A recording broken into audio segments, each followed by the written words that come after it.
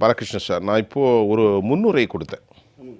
அது உண்மையிலே சரியானதானா? இந்த அரசு என்ன பிரச்சனை? நீங்கள் அதை கொஞ்சம் தெளிவுபடுத்துங்க. இப்போ சமீபத்தில் நடந்த சட்டமன்றத்தில் அமைச்சர் சொல்லிய வாசகத்தை அப்படியே நான் படிக்கிறேன் உங்களுக்கு. படிங்க. சிவசங்கரன். தமிழகத்தில் கோடிக்கணக்கான மக்கள் பொது போக்குவரத்தை நம்பியுள்ளனர். பொதுமக்களுக்கு குறைந்த கட்டணத்தில் நம்பகமான போக்குவரத்து சேவையை வழங்குவதுதான் போக்குவரத்து கழகங்களின் நோக்கம். போக்குவரத்து கழகங்கள் மாநிலத்தின் சமூக பொருளாதார வளர்ச்சியை மேம்படுத்துகிறது. பொது போக்குவரத்து மூலம் சுற்றுப்புற சூழலை பாதுகாக்க முடியும், போக்குவரத்து நெரிசலை கட்டுப்படுத்த முடியும் என்று மானிய கோரிக்கையில் அமைச்சர் சிவசங்கரன் அவர்கள் தெரிவித்தார். தெளிவாக பேசியிருக்கார். ஆனால் இந்த பேசியதற்கும் செயலுக்கும் எந்த சம்பந்தமும் இல்லை. சரி, இப்பொழுது வரக்கூடிய ஆகஸ்ட் 28 வரை டெண்டர் கோடுவதற்கான கால அவகாசத்தை கொடுத்திருக்கிறார்கள். ஆமாம். பொதுவாக இப்போ இந்த அறிவிப்பு என்பது 100% மேலாக சமூக நீதிக்கு எதிரானது. ஒரு பக்கம் திராவிட முன்னேற்ற கழக அரசு, அதனுடைய முதலமைச்சர் சமூக நீதிக்கான அரசு இதுதான் திராவிட மாடல் என்று ஒரு பக்கம் முழங்குகிறார். ஆனால் அவருடைய முழக்கத்திற்கு நேர் எதிரான வேலையை இந்த அறிவிப்புகள் நமக்கு உணர்த்துகிறது. அப்போ இரட்டை நிலைப்பாடுல இந்த அரசாங்கம் செயல்படுகிறது. அதாவது பேச்சொன்றும் செயல்படும் இரட்டை நிலைப்பாடுகளில் இந்த அரசாங்கம் செயல்படுகிறது என்பது சாதாரண பொதுமக்களுக்கு தெரிய வந்துவிடுச்சு. இன்னைக்கு இதுதான் நிலைமை. இந்த அடிப்படையில் 1.25 கோடி மக்கள் அன்றாடம் பயணிக்கக்கூடிய இந்த பொது போக்குவரத்து தமிழகத்தினுடைய வளர்ச்சிக்கு அடிப்படையான காரணம்.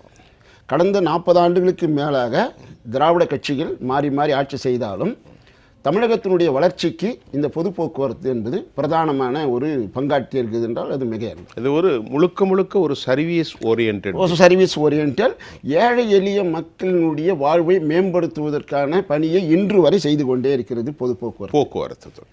மலைவாழ் மக்கள் மலையிலிருந்து கீழே இறங்கி அவர்களுடைய கல்வி, அவங்களுடைய சுகாதாரம், வியாபாரம், மலை காய்கறிகளை கொண்டு வருவது, அவர்களுக்கு தேவையான பொருட்களை இதெல்லாம் 100% இந்த மலை பேருந்துகள் நஷ்டத்தில் இயங்கும். அதை நம்ம நஷ்டம் சொல்லக்கூடாது. சேவை. அதே மாதிரி கிராமப்புறத்தில் இருக்கக்கூடிய பேருந்துகளும் சேவை தான். கிராமப்புறத்தில் இவர் இன்னைக்கு மகளிருக்கு நான் இலவச பேருந்து என்று சொல்லிவிட்டு 2500 பஸ்ஸுக்கு இன்னைக்கு இல்லாமல் ஆயிடுச்சு. ஏற்கனவே 2019 இல்லை.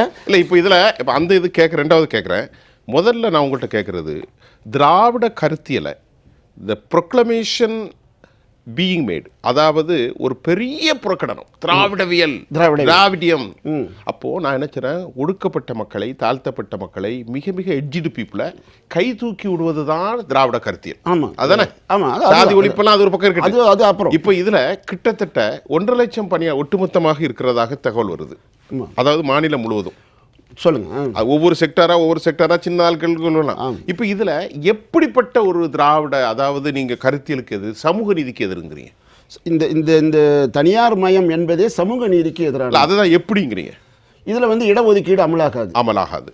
ஒன்று. அதே மாதிரி அரசினுடைய குறைந்தபட்ச கூலி சட்டம் ஆகாது. அவனுக்கு நிரந்தர பணி இருக்காது. அவனுடைய பணி ஓய்வுக்கு பிறகு எந்த பலனும் அவனுக்கு கிடைக்காது. பணியில் இருக்கும்போது அவன் இறந்து விட்டால் அவன் அனாதை பணம் தான்.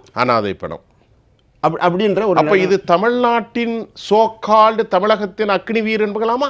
எஸ், ஏறக்குறைய அதுதான். இது திராவிடியன் அக்னி வீரன்களா அப்படின்னு சொல்லிக்கலாம். நம்ம எப்படி ஒன்றிய அரசு ராணுவத்தில் அக்னி வீரர் என்று ஒரு 4 ஆண்டுகளுக்கு இவங்க தான் சொல்றாங்க. ஒன்றிய அரசு சொல்லுதோ, திமுக சொல்லுது. அக்னி வீரர். அதே தான் இது. இப்போ போக்குவரத்தில் அக்னி வீரர் அப்படி என்று நம்ம ஒப்பிட்டு அளவில் தோழர்கிட்ட கேட்டு தான் நான் அதை சொல்ல முடியும். இல்லை, அதுதான் போக்குவரத்தில் அக்னி வீரர். அவர் இந்த 4 வருஷம் இவங்க எடுக்கிற இந்த கான்ட்ராக்ட் லேபருக்கு ஒரு ஆக்சிடென்ட் நாளைக்கு எடுத்துன்னு போகிறாரு. கான்ட்ராக்ட் லேபர் ஒரு ஆக்சிடென்ட் ஆகுது. ஆக்சிடென்ட் ஆகிட்டு அவருக்கு ஏதோ ஒன்று ஆயிடுச்சுன்னு எந்த பலனும் கிடைக்காது. ஒப்பந்த தொழிலாளி கிடையாது இவர். ஐயா, இப்போ இதில் நல்ல ட்ரெயின் ஸ்கில்டு பேஸு டிரைவர்ஸ், அவங்களுக்கு வண்டி இயக்கம் தெரியும். ஆமாம். இப்போ இதெல்லாம் இல்லாமல் இந்த ஆபத்தான போக்கில் இதில் சர்வீஸ் ஓரியன்ட் துறையில் பின்ன குழந்தைகள், வயதானவர்கள் எல்லாரும் பயணிக்கக்கூடிய ஒரு முக்கிய துறையில் இந்த மாதிரியான ஒரு இதில் அரசியல் இன்ஃப்ளூயன்ஸ் இருக்கும், ரெக்கமெண்டேஷன் இருக்கும். கண்டிப்பாக இந்த மாதிரி போடுறத எவ்வளவு ஆபத்துன்னு நீங்கள் பார்க்குறீங்க? மக்களுடைய உயிரோடு விளையாடக்கூடிய ஒரு ஆபத்தான விளையாட்டு. அதான் கேட்குறேன். அரசாங்கம் பொறுப்பற்று மக்களுடைய உயிரோடு விளையாடுகிறது. ஒரு தேர்ந்தெடுக்கப்பட்ட பயிற்சியை பெற்ற ஓட்டுநர் தான் மக்கள் சேவையில் பொது போக்குவரத்தில் இருக்கணும். கண்டிப்பாக. அதுக்கு தான் வந்து கும்மிடிப்பூண்டியில் ஐஆர்டியை துவக்கினது. அது துவக்கினுடைய நோக்கம் அதுதான், இன்ஸ்டியூட் ஆஃப் ரோட் டிரான்ஸ்போர்ட்னு சொல்லி அங்கே பயிற்சி கொடுத்து அவர்களுக்கு வந்து பப்ளிக் ரிலேஷன் பாடம் சொல்லி கொடுத்து எல்லாத்தையும் மெக்கானிசம் சொல்லி கொடுத்து அந்த தகுதி பெற்றவர்களை தான் பணிக்கு அமர்த்தி இருந்த காலம் ஒன்று உண்டு. அதே மாதிரி வந்து ஸ்கில்டாக இருக்கிறவர்களே அவர்களை இன்டர்வியூ வச்சு அவங்களுக்கு குரோம்பேட்டையில் ட்ரைனிங் கொடுத்து அதுக்கப்புறம் தான் வந்து வேலைக்கு அமர்த்துவாங்க. இப்போ இதெல்லாம் இல்லாமல் ஒப்பந்த அடிப்படையில் கூட கிடையாது, அவுட் சோர்சிங் முறையில் இவங்க வந்து அவுட் சோர்ஸ். இப்போ திரு சிவசங்கரன் சொல்கிறது நான் ஏற்கனவே என்னுடைய முன்னுரையில் சொன்னேன், மிக நல்ல ஸ்ட்ரெயினான ஆட்கள் ரொம்ப அழகாக ஸ்கில்டாக தான் எடுக்கணும், இட்ஸ் டேக்ஸ் மோர் டைம் அப்படின்னு சொல்லக்கூடிய சிவசங்கரன், அப்போ எப்படி இந்த இடைக்காலங்களாக ஒப்பந்த ஊழியர்கள்ட்ட அந்த அனுபவமும் வண்டி ஓட்டக்கூடிய ஆற்றலும் திறமை இருக்கும், இவர்கள்ட்ட இல்லை, நீங்கள் எப்படி உடனடியாக எடுக்கிறவங்கள்ட்ட அந்த திறமை இருக்கும்? நிச்சயமாக இருக்காது. அப்போ எப்படி அவங்க போய் சொல்ல முடியும்? ஒரு அமைச்சர் சொல்கிறாரு, அதுதான் சொன்னேன், சட்டமன்றத்தில் அவர் சொன்னது ஒன்று, செயல் வடிவம் வேறு வழியாக. எந்த சூழ்நிலையிலும் நாங்கள் தனியார் மயம் ஆக்க மாட்டோம் என்று சட்டமன்றத்தில் சொல்கிறார். ஆனால் இது அவுட் சோர்சிங்கில் கண்டக்டர் டிரைவர் எடுப்பது என்பது தனியார் மயம் தானே, மறைமுக தனியார் மயம். இ பஸ் மொத்தத்தையும் நாங்கள் தனியார் மயம் மூலமாக இயக்க போகிறோம்னு சொல்கிறது தனியார் மயம் தானே. நிச்சயமாக. அப்போ வந்து தனியார் மயம் என்று சொல்லாமல் இப்படி நாங்கள் சொல்கிறதுல என்ன பொருள் இருக்குதுன்னு எங்களுக்கு புரியல. இ பஸ்னா எலக்ட்ரானிக் பஸ், அதை வந்து நீங்கள் நாங்கள் வந்து தனியார் கிட்ட கொடுக்க போகிறோம், தனியார் மூலமாக இயக்க போகிறோம். அதுக்குள்ள தொழில்நுட்பம், அதில் ஒன்றும் தொழில்நுட்பம் கிடையாது. டிரைவிங்கில் ஒன்றும் தொழில்நுட்பம் ஒன்றுமே கிடையாது. அது எல்லாமே ஆட்டோ கியர் தான். Auto gear, steering, brake, accelerator தான் அதுக்கு அதிகபட்ச தொழில்நுட்பம். வட்ட திருப்ப வேண்டியது, காலை அமுத்த வேண்டியது, ஒரு பக்கம் அமுத்தினா நிற்கும், அவ்வளோதான். இதுதான் வந்து கார். ஆமாம், இது வந்து தொழில்நுட்பம் என்பது பெரிய ஸ்கில்டு கிடையாது. அந்த சூழ்நிலைக்கு ஏற்ற மாதிரி திறமையாக ஓட்டுறதுக்கான திறமை படைத்தவர் தான் டிரைவராக இருக்க முடியும். அதுக்கு இவர் வந்து சொல்கிற விளக்கங்கள் ஏற்புடையதாக இல்லை. இது தொடர்ச்சியாக வந்து இப்போ சிஐடியு நீங்கள் வந்து ஒரு தொழிலாளர் அமைப்பு, ஒரு கம்யூனிஸ்ட் இடதுசாரிகள், உங்கள் கூட்டணியில் நீங்கள் தொடர்ந்து பல ஆண்டுகளாக சமாதானம் இல்லாமல் பயணிக்கின்றீர்கள். இப்போ இதை எப்படி கொண்டு போக? இப்போ இது 24ஆம் தேதியிலேருந்து இந்த ஜூலை 24லேருந்து 26 வரைக்கும் அந்த எங்களுடைய சிஐடி சங்கத்தினுடைய டிரான்ஸ்போர்ட் விங்கு தமிழகம் முழுவதும் 1 கோடி மக்களை சந்தித்து வந்து துண்டு பிரசுரங்களை விநியோகித்திருக்கிறார். விநியோகித்திருத்து இன்னைக்கு முடியுது. சரி, 3 நாட்களாக. சரி. இதற்கு முன்பாக 24 மணி நேரம் உண்ணாவிரதம் இருந்துக்கிறாங்க 300 டெப்போவில். தனியார் மையத்தை எதிர்த்து, இந்த இ பஸ்ஸை எதிர்த்து, அரசாங்கத்தினுடைய கொள்கைகளை எதிர்த்து. இதற்கு முன்பாக இந்த ஜனவரி 24ஆம் தேதி 2024 ஜனவரி 9-10 ஒரு வேலை நிறுத்தம் பண்ணாங்க. இந்த கோரிக்கைகள் எல்லாம் முன் வச்சு அப்போ நீதிமன்றம் என்ன சொல்லிச்சுன்னு சொன்னால், நீங்கள் இந்த மாதிரி வேலை நிறுத்தம் பண்ணுறது வந்து சரியில்லை, பண்டிகை காலம், தமிழர்களுடைய பண்டிகை காலத்தில் நீங்கள் வேலை நிறுத்தம் பண்ணால் ஜனங்க வந்து கஷ்டப்படுவாங்க, அதனால் நீங்கள் வேலை நிறுத்தம் பண்ணக்கூடிய உரிமை உங்களுக்கு இருக்குது, அதை நான் மறுக்கலை அப்படின்னு நீதிமன்றம் சொல்லிவிட்டு நீங்கள் வந்து இந்த பொங்கல் வரைக்கும் வேலை நிறுத்தத்தை ஒத்தி வைங்கன்னு சொல்லிட்டு நீதிமன்றம் ஒரு வேண்டுகோள் வச்சுது. அந்த அடிப்படையில் டிரான்ஸ்போர்ட் சங்கங்கள் அந்த வேலை நிறுத்தத்தை ஒத்தி வச்சுது. அப்போ அரசு அதாவது தற்காலிக அப்போ கூட எந்த அடிப்படையிலன்னா, இந்த பொங்கல் பண்டிகை முடிந்த பிறகு அரசு இந்த கோரிக்கைகள் மீது பேசி தீர்வு காண வேண்டும் என்ற உத்தரவாதத்தோடு அந்த வேலை நிறுத்தம் ஒத்திவைக்கப்பட்டது. அந்த பொங்கல் முடிந்த பிறகு 4 கட்ட பேச்சுவார்த்தை நடந்தது, எந்த முன்னேற்றமும் இல்லை. இப்போ நேற்றைய முன்தினம் நடந்த பேச்சுவார்த்தையில் ஆகஸ்ட் 27ஆம் தேதி ஒப்பந்தம் பேசுவதாக தெரிவிச்சுக்கிறாங்க.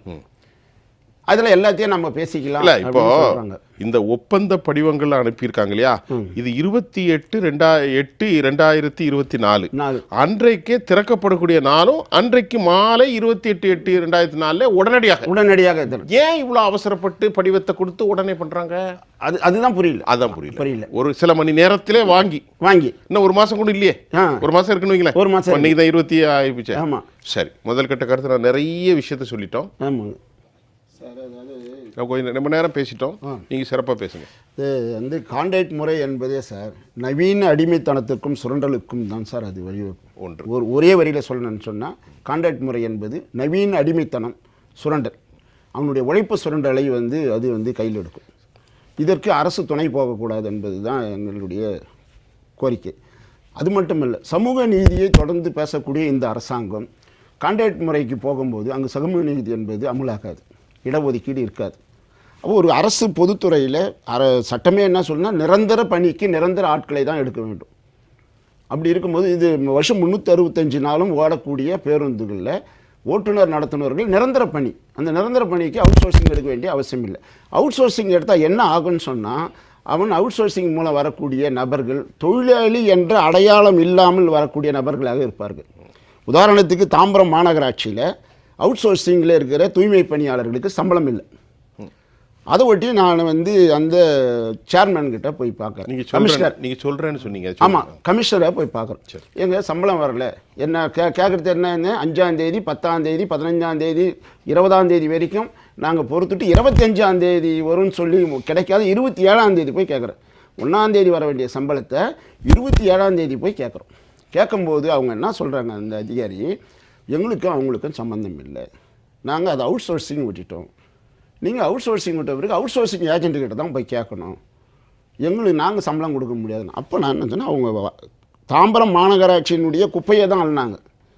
அப்போ தாம்பரம் மாநகராட்சியினுடைய அதிகாரி நீங்கள் தானே பதில் சொல்லணும்னா, இல்லை அவுட் சோர்சிங் விட்ட பிறகு எங்களுக்கு அதுக்கும் சம்பளம் இல்லை.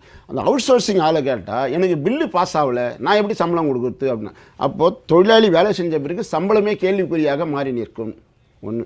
ரெண்டாவது, இது எவ்வளோ நாளைக்கு முன்னே நடந்தது? இப்போ சமீபத்தில் ஒரு 4-5 மாதத்துக்கு முன்னே பாருங்க. இது இல்லை 5 மாதம்னா இந்த ஆட்சியினுடைய இலக்கணத்தை சொல்கிறேன். ஆமாம், இப்படி அதாவது இந்த அரசு வந்து 3 மாதத்திற்கு பின்பு நடந்த சம்பவம். ஆமாம், அதே மாதிரி இப்போ வந்து ஆண்டுகளுக்கு பின்பு அவுட் சோர்சிங்லேருந்து நீங்கள் ஆள் எடுக்கிறீங்கன்னு சொன்னீங்கன்னா, அந்த ஓட்டுநர் நடத்துனர் அந்த பணியின் போது ஏதேனும் சிறு தவறுகள் செய்தால் அவர்கள எந்த நடவடிக்கையும் எடுக்க முடியாது. நீங்கள்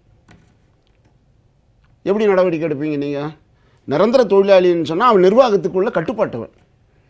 அப்படி கட்டுப்பட்டவன் போது அவனுக்கு மீது அவனை ஒழுங்குபடுத்துவதற்கு நடவடிக்கை எடுக்கலாம். ஐயா, சில ஆண்டுகளுக்கு முன்பு மதுரை நினைக்கிறேன், ஒரு பேருந்து ஓட்டுநர் அவசர கதியில் எடுத்து பஸ்ஸை கொண்டு அடிச்சிட்டாரு. இப்போ நீங்கள் அவுட் சோர்ஸ்ட்டு போய் பாதிக்கப்பட்ட மக்கள் கேட்பாங்களா, திமுக அரசுகிட்ட கேட்பாங்களா? அரசுகிட்ட தான் கேட்பாங்க. அரசு இப்போ அவுட் சோர்ஸை கொடுத்துட்டோன்னா அதுதான் நான் சொன்னேன், அதே மாதிரி தான் சொல்லுவாங்க. பண்ணுற கதையாக இங்கே டிரைவிங். ஆமாம், இதுவாகிடும். அதனால் அவுட் சோர்சிங் என்பது இந்த அரசினுடைய கொள்கை. நீதிமன்றத்தில் அரசு வழக்கறிஞர் பேசுகிறார். நாங்கள் நீதிமன்றத்தில் வழக்குக்கு போகும்போது இது அரசுடைய கொள்கை அப்படின்றாங்க, முடிவுன்றாரு. அப்போ நீதிமன்றம் அரசினுடைய பாலிசி டிசிஷன் அப்படின்றாரு. நீதிமன்றம் என்ன சொல்லி, அரசினுடைய பாலிசி டிசிஷனில் நாங்கள் தலையிட முடியாது அப்படின்னு சொல்லி. அப்போது இதை வந்து வெளிப்படையாக திராவிட முன்னேற்ற கழக அரசோ இப்போ இருக்கிற அரசோ வந்து சமூக நீதிக்கு எதிராக தான் இந்த கான்ட்ராக்ட் முறையை கொண்டு வருவோம் என்று டிக்ளேர் பண்ண முடியுமா அப்படின்ற கேள்வி வந்து எழுது. ரெண்டாவது, இந்த தொழிலாளியினுடைய பணம் 15,000 கோடி ரூபாய் கடந்த 105 மாதங்களுக்கு மேலாக அவங்களுக்கு வந்து டிஏ இல்லாமல் நிற்கிது. உங்க பணம் தானே அது? எங்க பணம் தான், உங்கள்கிட்ட இருந்து கலெக்ஷன் பண்ண பணம் தானே. ஆமா, 7,500 கோடின்னு இப்ப எப்படி 15,000 கோடி ஆச்சு?